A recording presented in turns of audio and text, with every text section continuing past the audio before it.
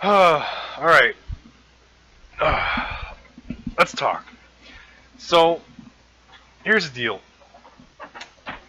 I saw Captain America Civil War, and that shit is amazing. Oh my god, Captain America Civil War was just such a good time, but not like in a generic superhero Marvel actiony kind of way. Because a lot of the movie was actually politics and drama and emotions of the negative kind, not so much the comedy this time around. Well, it has comedic moments for sure, but um, yeah, it's not your everyday Marvel movie. It's most would say it's probably Avengers 2.5. Can't disagree with them there. I would say Captain America: Civil War is top three Marvel Cinematic Universe movies. Up there probably would be the Winter Soldier, and for me personally, Iron Man. Um, the first one, of course. Let's see. Basic plot of Captain America: Civil War.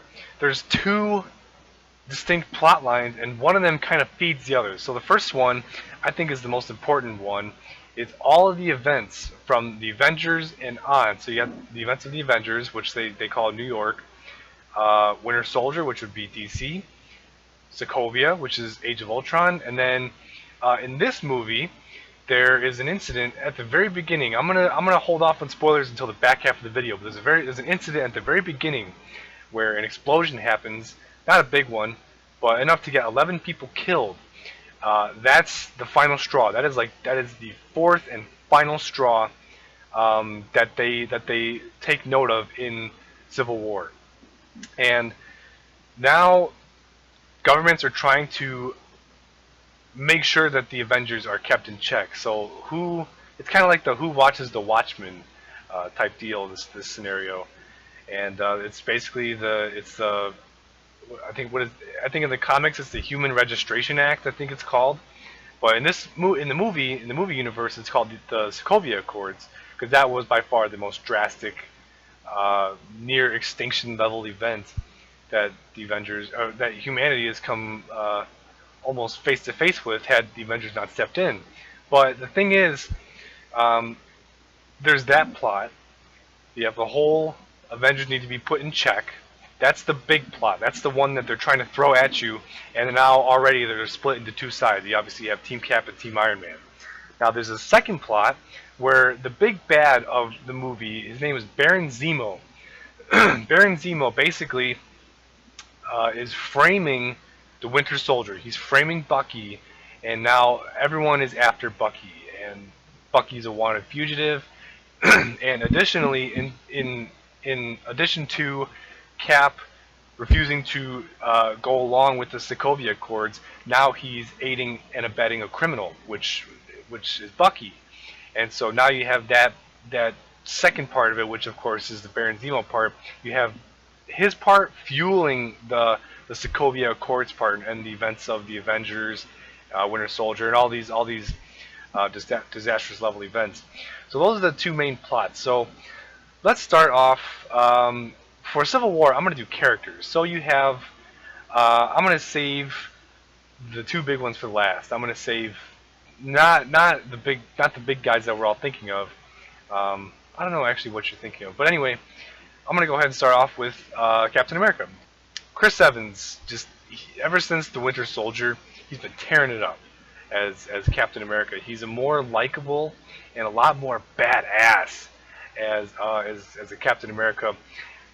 It didn't really stun me in the first Avenger, and I didn't like him at all in the first Avengers, mostly because of his costume and because of his just over the top cheesiness. But the Winter Soldier and in Age of Ultron, and especially now in Civil War, because it's his movie in a larger ensemble movie, he tears it up. He's been good. Now, I don't think by any means that Chris Evans is a bad actor. I'm just saying I think he falls short to Robert Downey Jr. because once again, RDJ as Iron Man, he is almost the spotlight once again of the entirety of the movie. Overall, the entirety of the movie. Robert Downey Jr.'s Iron Man, um, his is more emotionally driven because there's a lot more at at Tony's mind when he's considering signing to the Sokovia Accord. And by the way, the movie does an excellent job of just making you question what you believe because the movie is not it's not supposed to be cut and dry. Yeah, Tony's an asshole and Cap is right. It's not supposed to be like that because the movie shows you both sides of uh, their ideals, and both sides, when they show you both perspectives, they do it phenomenally. They they get inside your head. They don't tell you what to believe. You have to believe that on your own. But yeah, Iron Man, RDJ, just killing it as usual, making phenomenal performance. What's interesting about Civil War's Iron Man is this is probably his most uh, emotionally uh, probably just the most emotional performance that RDJ has given. Iron Man 3 was had a lot of emotion to it. Age of Ultron started to tinker more with that emotion, but Civil War just takes it home. Some heavy emotions are evoked in Tony Stark in this movie for obvious reasons. Let's see, next character. Let's go on to the Winter Soldier, Bucky. Sebastian Stan. I haven't really seen enough of him to be just blown away by his Winter Soldier, but he does a good performance. He does a really good job as Winter Soldier. You can feel the dichotomy, not the dichotomy, that's the wrong word for it, but the relationship between him and Cap. You can tell that it's there, especially since the first Captain America movie. That was just him as regular Bucky Barnes. But now he's obviously a different person. He's the Winter Soldier, and he hasn't done anything to really just blow me away as a Winter Soldier. Like, yeah, he had some really good action scenes in the Winter Soldier, and he's obviously really fit and all that stuff. But as far as like a performance, I mean, just now are we getting to see um, the real new and improved Bucky Barnes in the modern day. We're just now getting to see Bucky in the present day world. So far, he's just kind of the Winter Soldier. He's a good character. Just he hasn't done anything to wow me. It's kind of like the incident with Captain America. He hasn't done anything to just blow me away until the Winter Soldier. Then Captain America became like instantly just a fucking badass. The Black Widow. Black Widow, Scarlett Johansson, she is just on fire in this movie. She has a lot of the good drama chops and the good acting chops, but I gotta say, at the beginning of this movie, when they're dealing with the beginning of the movie, by the way, is when they're dealing with Crossbones, when the new Avengers, minus Iron Man, of course, because he's off doing his own thing. Uh, the Black Widow, when she's a part of that, she has some just kick-ass action sequences. It is just phenomenal, and she has a lot more good action sequences to come. But yeah, Scarlett Johansson tears it up. She's just she has the acting chops. We all know that. But aside from her being just actionable, that's not the right word. That's not the right word for it. She's good at her action, and at the same time, she's very sexy while she does it. But at the same time, along with that, she still has the drama chops, the acting chops. She's very emotional. She has some very emotional scenes in this movie. Not as emotional as Age of Ultron when we find out her backstory and all that stuff, but um, yeah, Black Widow. Once again, she's pretty damn good. Uh, War Machine. What's his name? Uh, I can't think. Rhodey, James Rhodes. There you go, played by Don Cheadle. Um, it's the same thing. He's not as one-liner quippy as he was kind of in Age of Ultron. He didn't have the cameo as much because now he's like he's an actual member of the team now versus just like a cameo. He didn't have the one-liners. And that's because he's taking the concept of the Soviet Accords. He's taking them very seriously, and he's not messing around with them because he's obviously very acquainted with the U.S. government and the way that they work because he was in the military. And He doesn't have the one-liners as much. He has a few of them. None I can recall, but I know he has a few of them. That's just his character. Um, yeah, not much to say about War Machine, but he's just once again he's a good character. Let's see here. Ant-Man in the movie. You got Paul Rudd playing Scott Lang. He one of the comedic roles. He wasn't one of the biggest roles. He was a smaller role. He was kind of like a background character almost, but he's not like an entire background character. He was somewhere in between the foreground and the background. He was somewhere in the middle because they dragged him because now he's a new recruit for the Avengers and he has his usual comedic chops and Paul Rudd is still funny as hell to me. And he has a really badass scene. And when I get to the spoiler section, we all know what I'm talking about. He has just a really just amazing, awesome sequence with Ant-Man, and I'll get into that one in the spoiler section. Let's see here. Who's next? We can talk about probably the Vision. The Vision. He's very existential in this movie. The Vision is just kind of like he's kind of trying to figure out who he is, but not at the teenager level. He's basically a god, and he's at the same time he's a god who's trying to discover himself. What's my purpose in this universe? What am I? At one point, we see the Vision trying to cook, but we obviously know he doesn't eat, and he's doing it for Scarlet Witch. They try to build that relationship in this movie. They planted the seed of their relationship. Let's call it. Um, yeah, he's basically this whole movie is him kind of having an existential crisis. Not so much a crisis, but he's just kind of trying to figure out who he is. It's more of an identity discovery journey for him.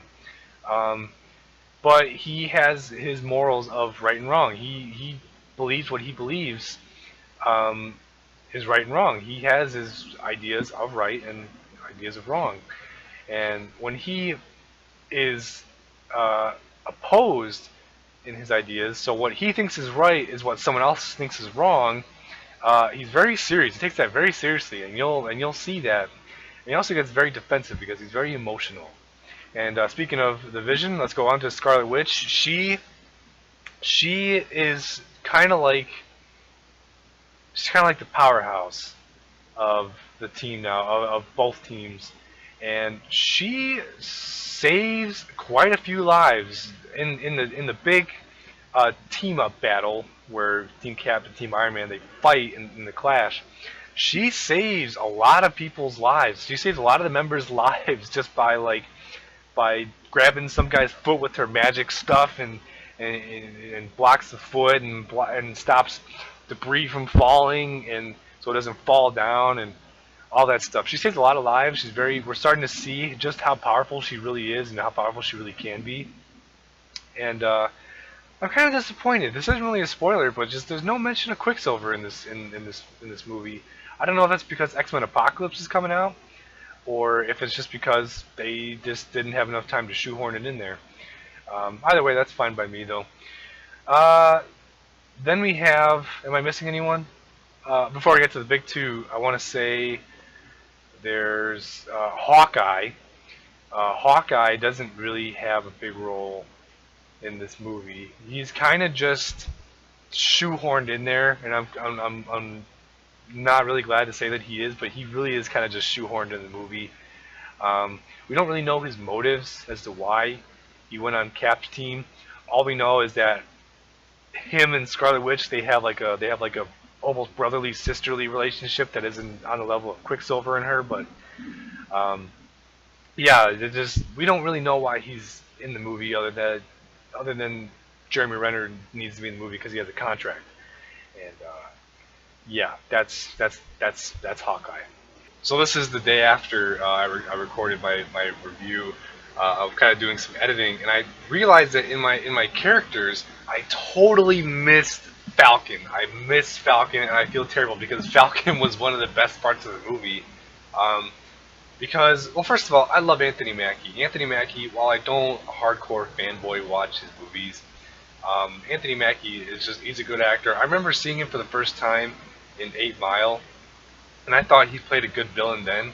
And saw that recently. Well, not recently. Before the Winter Soldier, and then uh, I watched the Winter Soldier, 8 Mile, and then Winter Soldier, and I was like, wait a minute, that guy who plays like that total shitbag, that evil, the bad rapper or whatever, the evil rapper or whatever it is from Free World, he's also playing a good guy in this, and he's kind of funny. That's crazy. So Anthony Mackie's a good actor, man, and he's got some range on him, I can tell. But Falcon, because if you take Bucky and you throw him aside, because mostly Bucky is kind of just like he's like a hostage almost, or he's a victim, and he's almost a damsel in distress for the majority of the movie. Um, when you throw Bucky aside and you consider it, Falcon is actually more of Cap's right hand man in this movie. He's actually kind of Cap's not sidekick but partner in this movie, his main partner. And yeah, I don't know. I think Falcon had a really good role in this movie. He's seriously badass in this movie. Um, I thought he was going to be kind of sidelined. He was just going to be more of like uh, promotional bait, but he wasn't. He was a really badass character in this movie. He has a lot of good action scenes, and he's up there in the big team up fight. He's sitting there taking on Iron Man and War Machine, and yeah, he's a really good fighter in this movie. And yeah, I had a lot of fun with Falcon. He's a really good character in this movie. Now the big two. I'm going to start with Black Panther. Black Panther in this movie. Oh my God, he is. I'll say this: he's out to kill. He wants the Winter Soldier dead. He is out to kill him, and so much so that he blatantly tells Black Widow, no mask on, not as Black Panther, as T'Challa after T'Chaka is dead.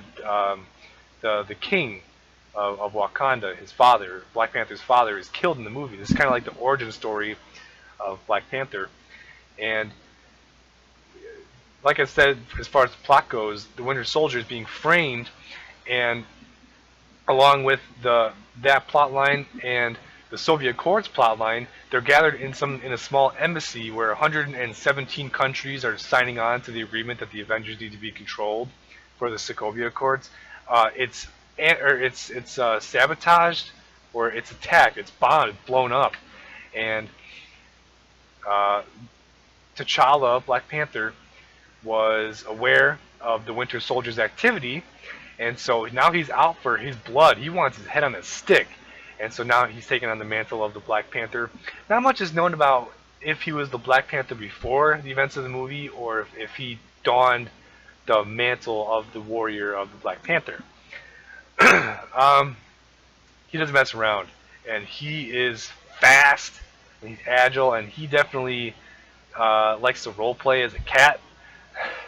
um, yeah, I mean, he has a lot of good sequences, and you know that the suit is made out of vibranium. Um, it's a vibranium weave. It looks like a mesh almost, but it's a vibranium weave. And yeah, Black Panther doesn't mess around. In a way, he's not a diplomat, but by the end of the movie, you kind of see that he probably is the most diplomatic one, and I'll get into that in a little bit. And obviously, the last big character is Spider-Man. So, Spider-Man in this movie, I have no problem with Spider-Man 1 and Spider-Man 2 with the Sam Raimis. I have no problem with those. I just wish they were a little bit more quirky, a little bit funnier. I liked Andrew Garfield's rendition of Peter Parker and Spider-Man. I just think Andrew Garfield's cool factor could have been toned down slightly. You get the sense of his awkwardness, but I just think it should have been toned down slightly. I think Tom Holland hit it right where both of them were lacking. So Tom Holland, you can tell he's like this awkward. He's this awkward kind of like, I guess, starstruck. He's starstruck because obviously he's on Iron Man's team, as the trailer would indicate, and the way that they meet for the first time, he's starstruck. It's like, you're Tony Stark, and I'm who are you? Who am I? Who are you?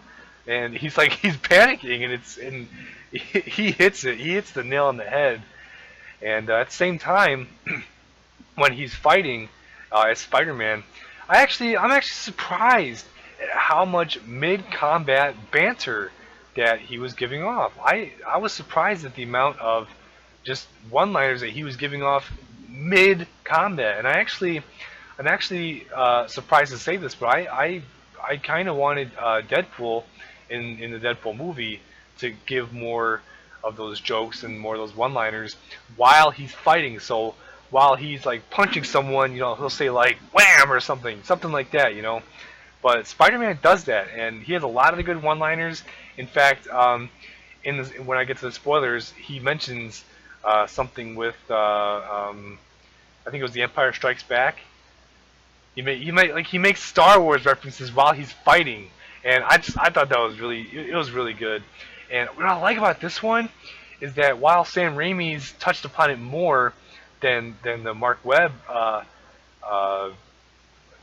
duology, the two movies, the Amazing Spider-Man two movies, uh, while Sam Raimi's touched on it a little bit better, this one actually displays his super strength. You can tell that Spider-Man is strong. He's really strong. He's really strong in this movie. Like he's holding up the back end of a semi truck.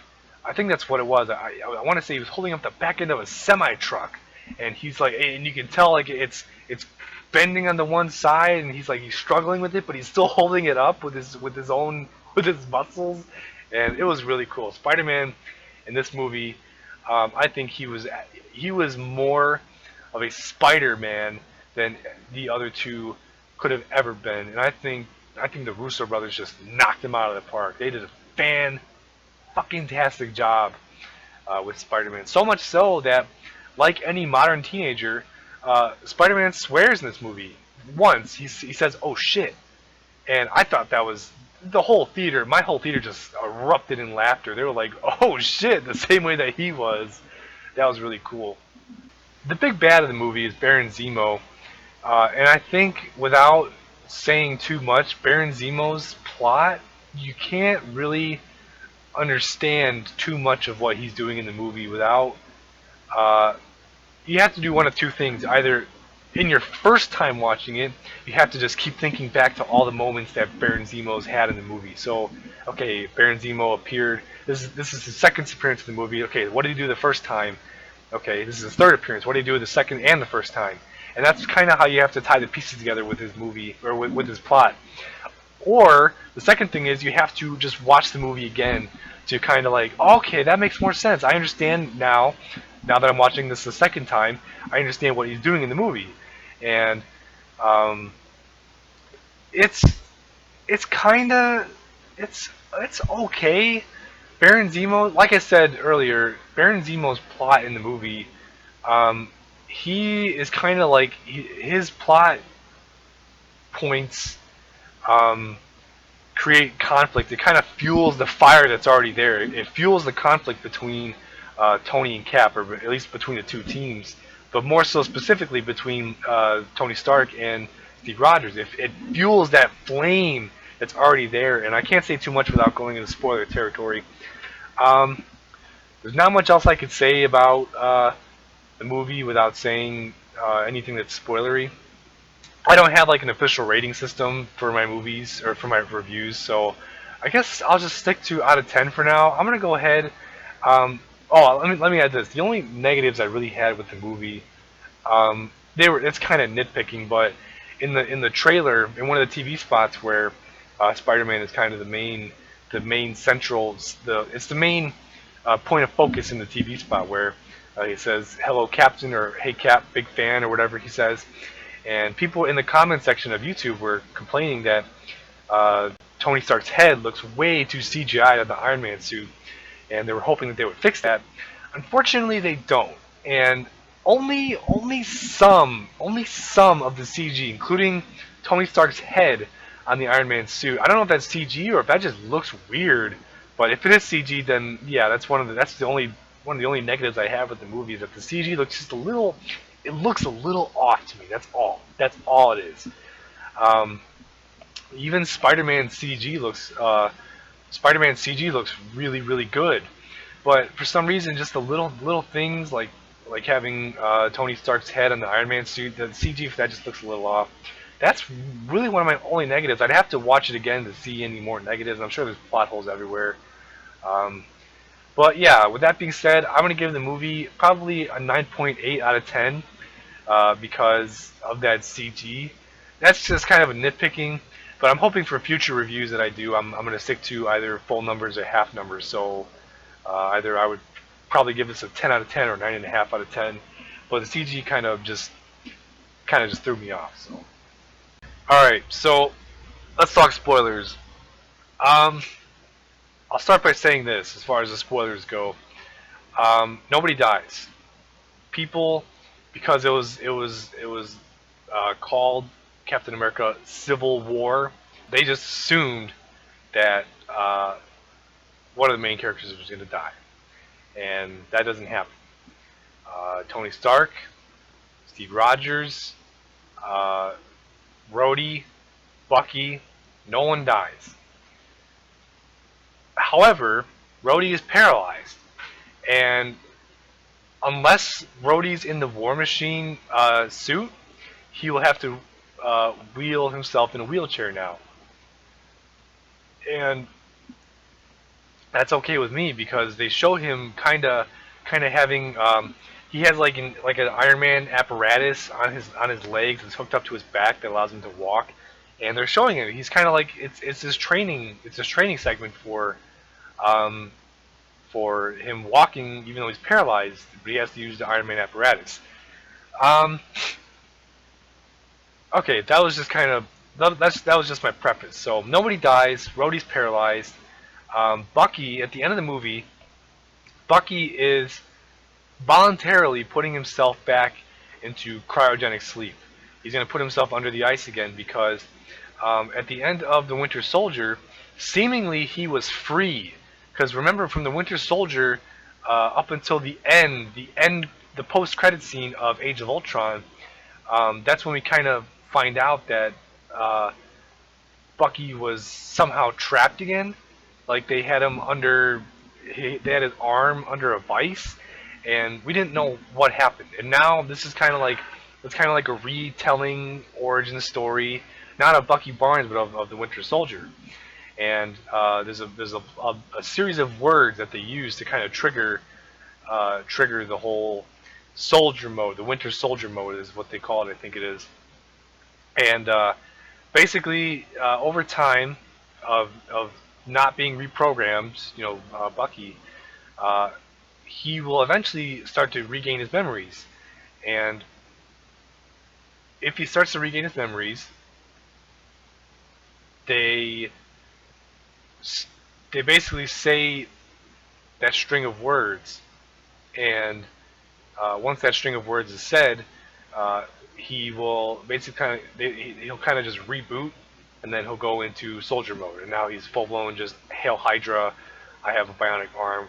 I'm gonna kill some shit.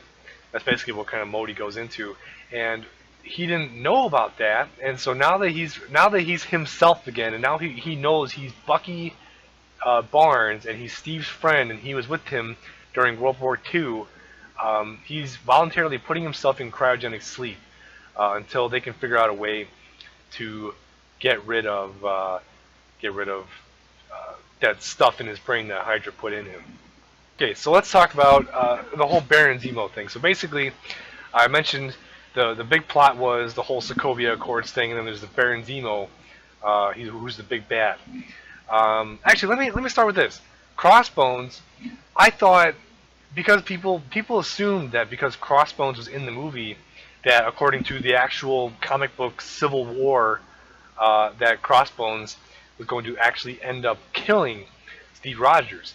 Ironically enough, Crossbones dies in the movie. The guy who plays Crossbones, he dies because what he does is, in his Crossbones outfit that you see in the trailers, he basically has this like a kamikaze vest, a suicide vest, a bomber vest, and he's going to basically blow himself up along with everyone in the country that they're in. But right before he does that, his goal is to basically just kill himself and kill Steve Rogers. Right before he actually detonates, Scarlet Witch puts her force field around him, and basically the fire is just consuming him, and he um, is sent up into the air, and he blows up, and therefore Scarlet Witch's force field just goes poof, and that's that fourth event that I mentioned earlier. So now you have Avengers, Winter Soldier, Age of Ultron, and now you have Civil War's incident, which is I want to say actually it was Wakanda. That was that fourth incident where 11 innocent people died because of the Avengers acting. It was Scarlet Witch.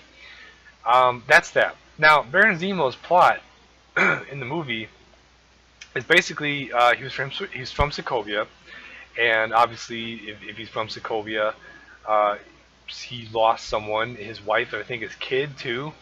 And basically, the Avengers, his claim is that while he lost people in Sokovia, he lost his family and his loved ones in Sokovia. The Avengers got to go home.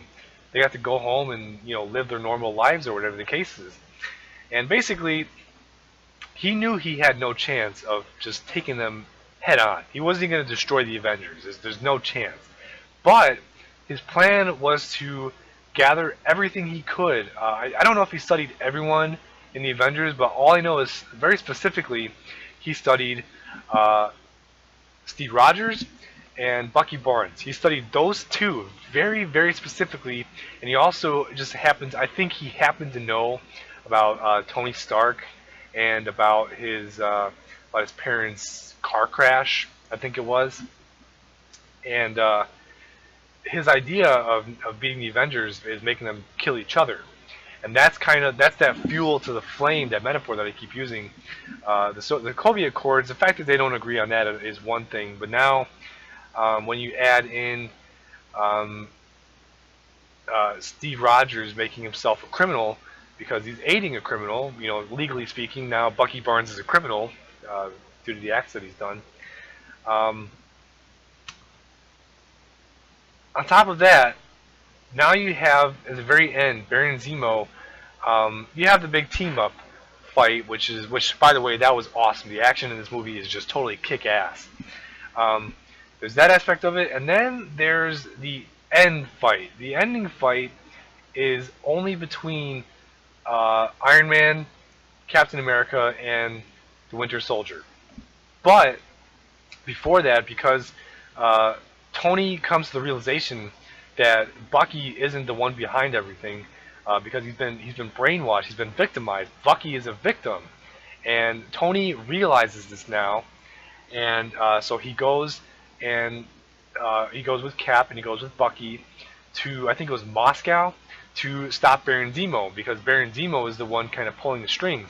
But when he gets there, when it's just them three, Baron Zemo has kind of like one last trick up his sleeve, and basically we find out, just as in the comics, that Bucky is the one who actually orchestrated a hit on Howard Stark and Tony's mother. I forget her name, but yeah, he was in soldier mode. He was brainwashed, and he killed Tony Stark's parents, and that just sets it off. He's done negotiating. He is trying to kill Bucky now. He just doesn't want anything else to do with Steve or Bucky. He's trying to kill Bucky and just offer mercy to Steve.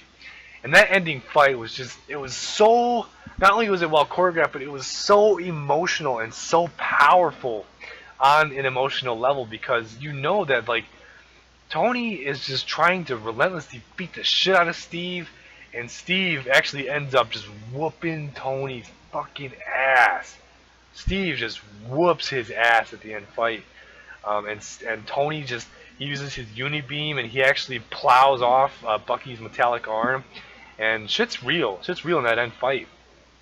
And basically, like I said, no one dies, but you have like Tony screaming at Cap at the end of the fight.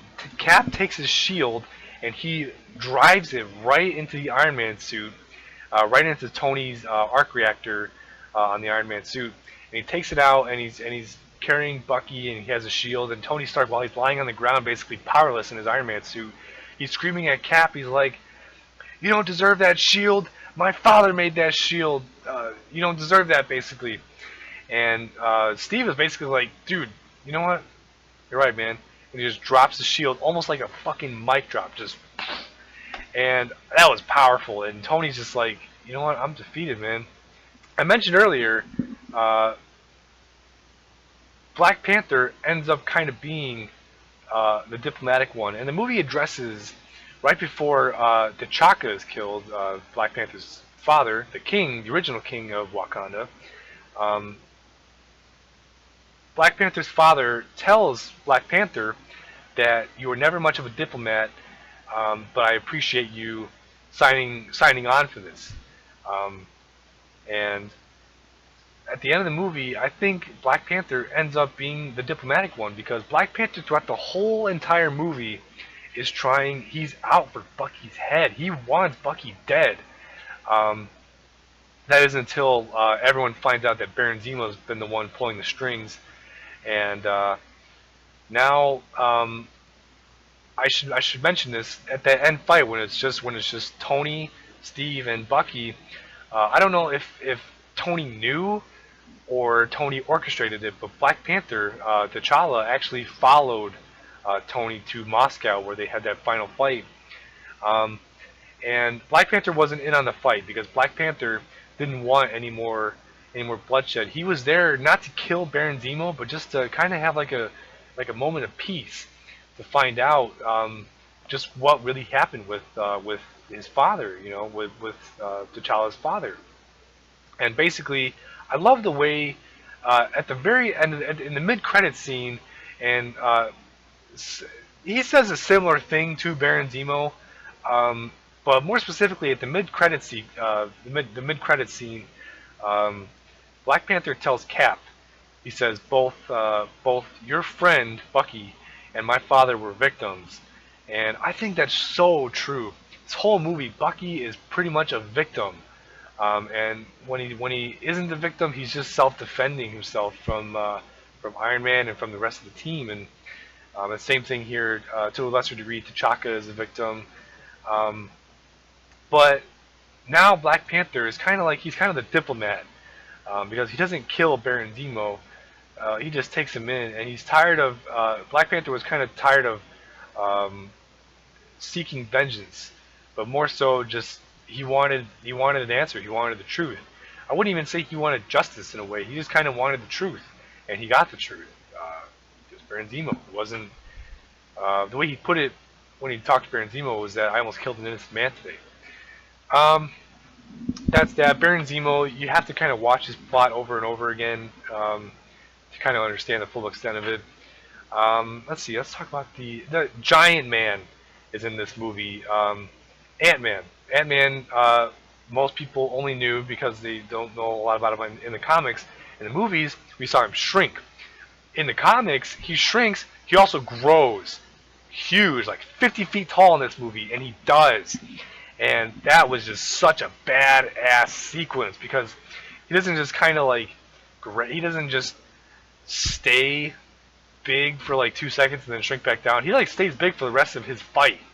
And then once Team Iron Man kind of takes him down, they kind of just like shrug it off. He's like, "Oh, does anyone have any orange slices?" or whatever he says, and he has his usual comedy quips. Speaking of comedy quips, Spider-Man. When we first find out that Spider-Man was swinging around New York even by the events of Age of Ultron, we find out that he has like this really cheap and raggedy and run-down suit. And Tony Stark even makes fun of his suit because Tony Stark knows that Peter is Spider-Man. He just knows. And, they have like this sarcastic, humorous kind of like annoying each other banter, but more so like Peter looks up to him in a way, but kind of like is kind of getting annoyed with him, if that makes any sense. And Tony Stark is just kind of manipulating him because he's a kid, he doesn't really know much about what to do. And so Spider-Man in this movie was one of the best parts, and he's in the movie longer than you might think. He doesn't just have a cameo. He's probably one of the one of the prominent fighting roles in the big ensemble uh, clash, the team fights. He's one of the bigger roles in it, and you know the one-liners when he's taking down Giant Man or Ant Man who's big.